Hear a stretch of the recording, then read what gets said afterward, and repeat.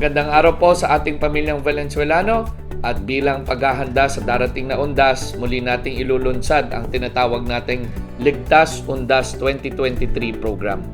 Simula October 31 ng 5 a.m. hanggang November 2 ng 11:59 ng gabi sa bisa ng Ordinance number 1134 ay may mga ipagbabawal po tayo. Sa mga barangay na may sementeryo, ipinagbabawal ang pagbebenta, pagbili at pag-inom ng alak. Kabilang po dito ang mga tindahan at convenience store ng nasasakupan na barangay. Paggamit ng sound amplifying equipment o maiingay na equipment gaya ng stereo, videoke, karaoke at radio player.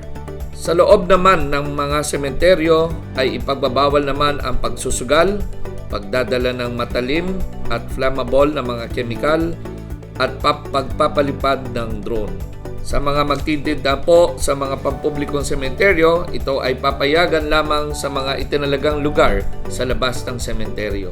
Ang pagtitinda naman po sa mga pribadong sementeryo ay depende na lamang po sa desisyon at alituntunin ng kanilang mga pamunuan. Ang paglabag sa mga ito ay may karampatang multa. Para ho sa seguridad ng ating mga kababayan, ang bawat sementeryo po ay magkakaroon o magsiset up kami ng tinatawag nating help desk or command center. Sa loob po ng ating help desk, andyan po ang ating kapulisan, andyan po ang city health natin, ang rescue, ang Red Cross at BHW upang handa po silang tumulong sa pangangailangan ng ating mga bibisita sa sementeryo. For added convenience, tayo po ay maglalagay ng portalet sa iilang mga sulok ng ating sementeryo.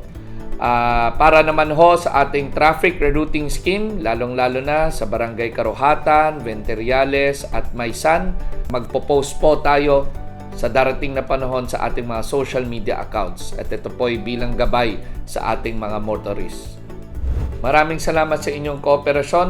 Naway maging ligtas at mapayapa ang pagdiriwang natin ng undas ngayong taon.